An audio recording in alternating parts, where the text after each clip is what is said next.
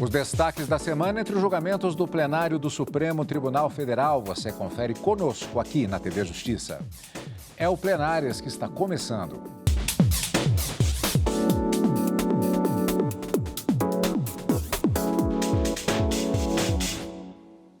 Hoje com os principais momentos das sessões dos dias 19 e 20 de abril de 2023. Karina, nós temos diversos destaques no programa de hoje, inclusive até saindo um pouquinho do plenário presencial, mas eu vou começar exatamente com o plenário presencial e talvez o destaque não só desta, mas da próxima semana com a perspectiva de continuidade de julgamento. FGTS e a famosa TR, a taxa referencial. Exatamente, Cadu, esse foi um dos destaques da sessão plenária da quinta-feira, em que o ministro relator Luiz Roberto Barroso já votou pela parcial procedência da ação direta de inconstitucionalidade, ao entender que esse índice de correção monetária não poderia ser aplicado a essas contas vinculadas ao FGTS, acatando, portanto, os argumentos trazidos pelo partido autor de que ela não reflete efetivamente o índice da inflação e entendeu que deve ser aplicado o mesmo, ou, de uma certa forma, a mesma valoração ou a mesma correção que é aplicada para as poupanças, para que não fique o trabalhador prejudicado. Esse foi o destaque, portanto, da quinta-feira. Votaram o ministro Luiz Roberto Barroso, o relator, como eu disse, e o ministro André Mendonça, julgamento suspenso para a retomada na próxima semana. Mas não foi apenas esse julgamento da semana. Na quarta-feira, os ministros deram início ao julgamento também de um recurso extraordinário com repercussão geral reconhecida e que deve alcançar pelo menos mais de 1.000 processos, que a ministra Rosa Weber disse logo que apregoou esse recurso extraordinário. Ele foi apresentado pelo município de Salvador contra uma decisão dos juizados especiais lá do Tribunal da Bahia, que determinou que a prefeitura pagasse aos agentes comunitários de saúde e endemias o piso salarial da categoria. E a discussão é justamente se o município poderia, se o Tribunal de Justiça poderia determinar essa forma de pagamento, já que esse recurso viria da União. Enfim, há uma discussão sobre essa determinação que tem por base e fundamento uma ação direta de inconstitucionalidade já julgada aqui no Supremo Tribunal Federal e que também deve ser retomada na próxima semana. Até agora, só relatório, sustentações orais, nenhum voto proferido nesse caso ainda e logo em seguida a ministra Rosa Weber chamou mais outros 2 processos que já vinham sendo pautados anteriormente e que definitivamente foram concluídos. 3 ações diretas de inconstitucionalidade que estavam pendentes apenas da proclamação do resultado, já que era necessário chegar-se a um voto médio. A discussão envolvia dispositivo envolvendo a Constituição do Estado de Roraima sobre a eleição e a possibilidade de reeleição ou condução sucessiva para os mesmos cargos da mesa diretora da Assembleia Legislativa, ou seja, o Poder Legislativo do Estado de Roraima. Os ministros definiram e ficou vencido o relator, aqui no caso, prevalecendo o voto do ministro Gilmar Mendes, que acabou formando maioria, no sentido de que é permitida apenas uma reeleição ou apenas uma condução sucessiva para esses mesmos cargos das mesas diretoras, aplicando o que já é uma jurisprudência consolidada aqui na Suprema Corte. Então, 3 ações resolvidas de uma forma bastante rápida até, já que esse julgamento essa discussão já havia sido trazida no plenário, mas definitivamente na quarta-feira os ministros acabaram chegando a esse voto médio. Era a proclamação que faltava, justamente. Só faltava essa proclamação, mas foi o que o ministro Tem que se fechar esse voto médio, o ministro Luiz Roberto Barroso disse, só não diz que é simples porque nada que chega até aqui é simples. Foi uma decisão complexa e para chegar até esse resultado, o julgamento havia sido suspenso uma vez e definitivamente na quarta eles acabaram resolvendo. E também acabaram decidindo um embargo de declaração em que se buscava a modulação dos efeitos de uma decisão do Supremo que acabou declarando inconstitucional um dispositivo da Lei Candir com efeitos tributários. E nessa modulação dos efeitos, os ministros disseram que aquela inconstitucionalidade que afeta que trazia a impossibilidade, diante da inconstitucionalidade declarada, da cobrança de ICMS na transferência de mercadorias entre estabelecimentos da mesma pessoa jurídica, ou seja, a transferência de mercadorias de uma empresa para outra, mas sendo do mesmo dono, não pode haver essa cobrança do ICMS. Os ministros julgaram procedente os embargos de declaração para dizer que essa possibilidade de cobrança começa a valer a partir do exercício financeiro de 2024. Então, só a partir de janeiro de 2024, um outro julgamento que foi concluído também na quarta. Então, na quarta nós tivemos 2 resultados consolidados, um julgamento iniciado, um recurso extraordinário com repercussão geral reconhecida e que pode alcançar mais de 1.000 processos que aguardam esse julgamento aqui no Supremo, e o início do julgamento da ação direta de inconstitucionalidade da relatoria do ministro Luiz Roberto Barroso, envolvendo essa correção monetária desses depósitos, né, junto a essas contas vinculadas do FGTS. Se deve manter a ATR, que esse índice é o que argumenta o autor, deve ser declarada inconstitucional por não refletir efetivamente de forma fiel a inflação do mês e que deve ser aplicada a, pelo menos, o mesmo índice que é aplicado na poupança. Isso deve retornar também na próxima semana, já que nós tivemos apenas 2 votos concluídos na quinta-feira. Semana movimentada, portanto, aqui no plenário do Supremo Tribunal Federal. Tem outras notícias também. A gente começa agora também conferindo destaque do plenário virtual.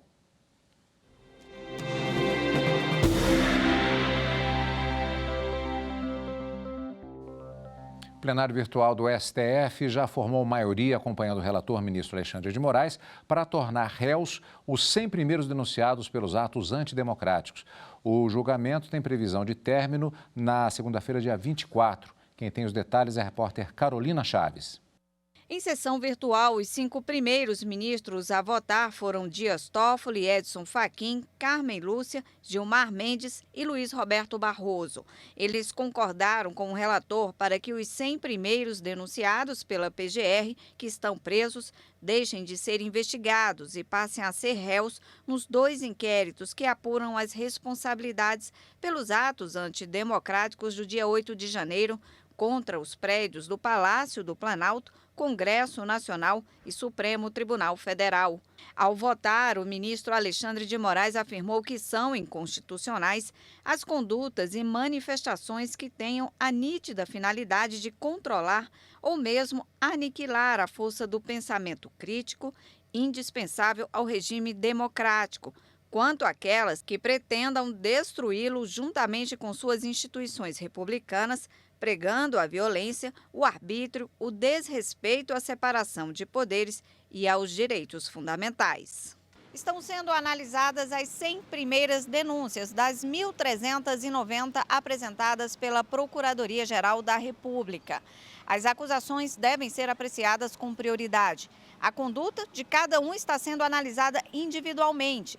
Caso o resultado final do plenário virtual seja por aceitar as denúncias, aí começa outra fase do processo, com a apresentação de mais provas e oitivas de testemunhas. Depois disso é que o Supremo vai julgar se há culpados ou inocentes. Os réus vão responder por crimes como associação criminosa armada, abolição violenta do Estado Democrático de Direito, golpe de Estado, deterioração de patrimônio tombado, dano qualificado pela violência e grave ameaça contra patrimônio público. Só para lembrar, esse julgamento ele tem previsão de término, é o plenário virtual, sobre o que estamos falando, na segunda-feira, dia 24. O Plenárias estreia no sábado, às 7h30 da manhã, o julgamento ainda, portanto, em pleno transcurso, mas como ele é reprisado durante toda a semana, existe a possibilidade que você, amigo da TV Justiça, assista, eventualmente, uma reprise, já tendo passado essa data e havendo algum fato novo em relação a esse julgamento.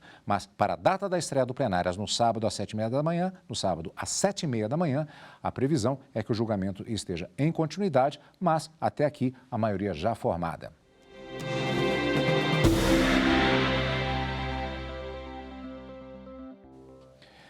Vamos para o plenário presencial, sessões da quarta e da quinta-feira, que a gente sempre confere aqui no Plenárias. O STF está julgando se o Piso Nacional de Agentes Comunitários de Saúde se aplica aos estados, ao Distrito Federal e aos municípios. Sessão da quarta-feira, dia 19 de abril. Marta Ferreira. A discussão chegou ao Supremo em 2020 por meio de um recurso que tem repercussão geral reconhecida e servirá de parâmetro para a resolução de 1.471 casos que aguardam esse julgamento. O caso começou porque um agente comunitária de saúde e combate às endemias do município de Salvador entrou com uma ação de cobrança para que os seus vencimentos fossem reajustados ao valor correspondente ao piso profissional nacional da categoria, previsto em lei federal. O Tribunal de Justiça da Bahia decidiu a favor da agente e o município de Salvador então recorreu ao Supremo Tribunal Federal. O julgamento começou no plenário virtual sob a relatoria do ministro Alexandre de Moraes, mas um pedido de destaque do ministro Dias Toffoli levou a discussão para o plenário físico. Na sessão desta quarta-feira, o recurso foi levado a julgamento. O procurador do município de Salvador ressaltou a impossibilidade de conceder vantagem ou reajuste se não houver dotação orçamentária suficiente e previsão específica na Lei de Diretrizes Orçamentárias Local. Por que dizer ao meu gestor, ao prefeito, ao governador, olha, o senhor pode negociar uma gratificação de 40%. Hoje, quando eu fixo o vencimento, quando eu fixo a minha composição remuneratória, eu posso garantir que eu estou observando a lei de responsabilidade fiscal, porque isso está sob meu controle, sob minha iniciativa. Quando eu transfiro essa competência para a União, o gestor municipal não pode dizer, olha, eu posso te conceder uma gratificação de 40% do SUS. Eu não posso, porque eu não sei qual vai ser a decisão do legislador federal. Já o advogado da agente comunitária defendeu que a categoria trabalha de forma multifuncional, atuando não só na área de saúde. O agente de saúde é quem presta desde a informação sobre registro civil até informações para evitar violência doméstica, até informações para evitar acidentes domésticos, informações sobre saúde bucal, diversos conteúdos sobre saúde. É o Estado brasileiro chegando à porta do cidadão. E isso só pode funcionar nacionalmente, isso só pode funcionar com auxílio, isso só pode funcionar com o financiamento da União. É da natureza dessa política. A vice-procuradora-geral da República se manifestou contra os argumentos trazidos pelo município de Salvador. Desprovimento do recurso, pedindo e sugerindo, nesse caso, que o piso nacional, salarial nacional dos agentes comunitários de saúde, dos agentes de combate às endemias, aplica-se compulsoriamente aos estados, Distrito Federal e municípios, independentemente da natureza seletista ou estatutária do regime jurídico estabelecido pela lei de cada ente político. O piso salarial dos agentes comunitários de saúde, dos agentes de combate às endemias, consiste no vencimento inicial, não abrangendo outras verbas, com sectários e vantagens, incentivos, auxílios, gratificações e indenizações, que venham a ser pagos pelos estados, Distrito Federal ou municípios. O julgamento será retomado na próxima semana com o voto do relator ministro Alexandre de Moraes e dos demais ministros. Ainda na sessão da quarta-feira, dia 19 de abril, o Supremo Tribunal Federal decidiu que é permitida apenas uma reeleição ou recondução sucessiva ao mesmo cargo da mesa diretora da Assembleia Legislativa de Roraima. O entendimento foi firmado em sessão virtual e seguiu o entendimento consolidado da Corte sobre o tema. Em janeiro de 2021, o relator ministro Alexandre de Moraes havia negado o liminar para suspender os efeitos de resolução da Assembleia Estadual que permitia a recondução de parlamentares por mais de uma vez ao mesmo cargo da mesa diretora e determinando a realização de nova eleição para o biênio 2021-2022. O julgamento veio ao plenário presencial do STF. Ana Paula Starling. O entendimento do STF é de que a observância do limite de apenas uma reeleição independe de os mandatos consecutivos se referirem à mesma legislatura e que a vedação à reeleição ou recondução se aplica somente para o mesmo cargo da mesa diretora. Por fim, não são consideradas para fins de inelegibilidade as composições eleitas antes de janeiro de 2021, salvo se configurada a antecipação fraudulenta das eleições como burla ao entendimento do Supremo. No julgamento do mérito, prevaleceu o voto do ministro Gilmar Mendes, que divergiu apenas para a manutenção da formação da mesa eleita em fevereiro de 2019, uma vez que a eleição ocorrera antes da publicação da ata de julgamento, em que o STF vedou a recondução dos presidentes da Câmara dos Deputados e do Senado Federal para o mesmo cargo na eleição dentro da mesma legislatura. Votaram com o ministro Gilmar Mendes para julgar parcialmente procedente os pedidos feitos nas ações diretas de inconstitucionalidade os ministros André Mendonça, Dias Toffoli, Roberto Barroso, Luiz Fux, Nunes Marques e a ministra Rosa Weber. Os demais ministros votaram pela procedência das ações, mantendo os efeitos da medida cautelar. No próximo bloco, a correção do FGTS. A gente confere logo mais depois do intervalo aqui no Plenárias.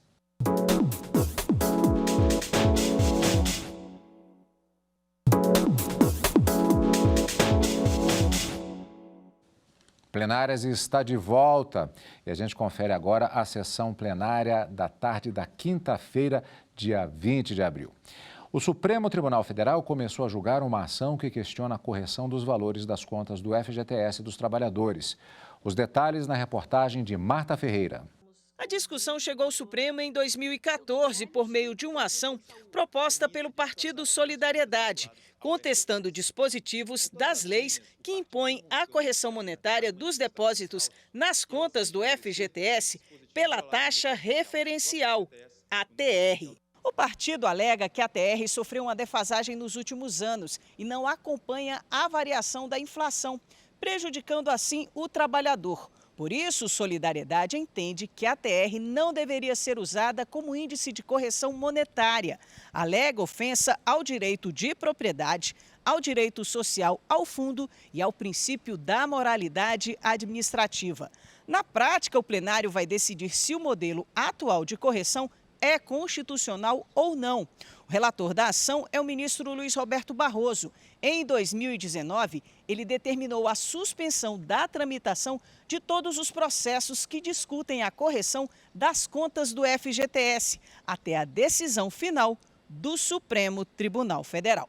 O processo começou a ser julgado em plenário nesta quinta-feira. O advogado do partido lembrou que o FGTS foi criado em 1966 para proteger os empregados demitidos sem justa causa e é uma propriedade do trabalhador, que vem tendo prejuízos por conta desse modelo de correção. Basta ver, com dados concretos, que desde 1999 a março de 2023, enquanto a TR acumulou 45%, o IPCA foi mais de 350%.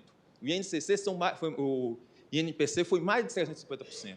Com todas as vênias, não há como se defender que, durante esse período, houve respeito ao núcleo essencial do direito de FGTS, desse direito de titularidade do trabalhador. Erra a AGU e o Bacen a sustentar que, com a Lei 13.446 de 2017, teria havido a perda de objeto da ação.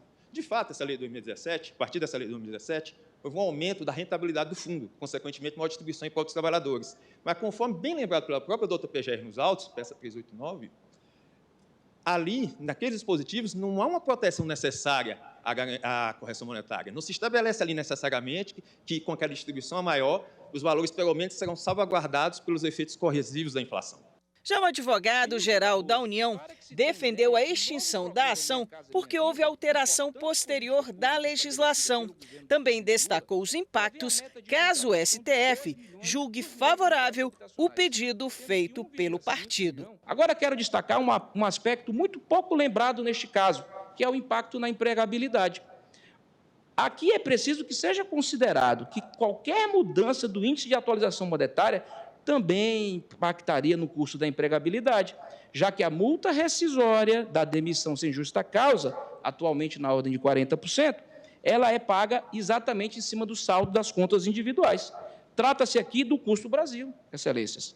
Custo esse que não será assimilado apenas pelo Estado, tal como a remuneração das contas em razão dos expurgos dos chamados planos econômicos. Essa conta, por certa, também atingirá todo o setor produtivo brasileiro. O relator ministro Luis Roberto Barroso começou o voto destacando que o valor do FGTS não integra patrimônio público, mas sim patrimônio do trabalhador. Aqui eu pediria, presidente, às pessoas de classe média alta, uma gota de empatia. que não é difícil nesse caso.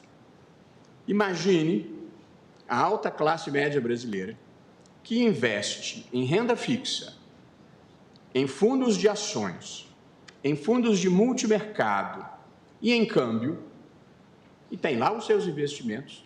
Se de repente viesse uma regra que dissesse assim: todas essas suas aplicações terão uma rentabilidade pré-determinada, abaixo da poupança, porque o país está precisando fazer investimentos sociais importantes.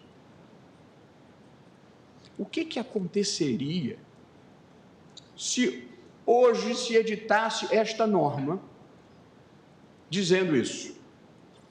O mundo ia cair. Barroso então votou pela parcial procedência do pedido feito na ação e determinou que a remuneração do FGTS não pode ser inferior à caderneta de poupança, mas entendeu que a decisão não é retroativa. Simplesmente não é legítimo impor a um grupo social, e precisamente um grupo vulnerabilizado, o ônus de financiar com o seu dinheiro, porque isso não há dúvida, os projetos, as políticas públicas governamentais. Aqui há, na minha visão, uma inversão de valores a partir do momento em que há a desproporcionalidade. O ministro André Mendonça acompanhou o voto do relator. O julgamento será retomado na próxima quinta-feira. E você vai acompanhar, é claro, a continuação do julgamento no direto do plenário e as repercussões, os principais momentos aqui no Plenárias.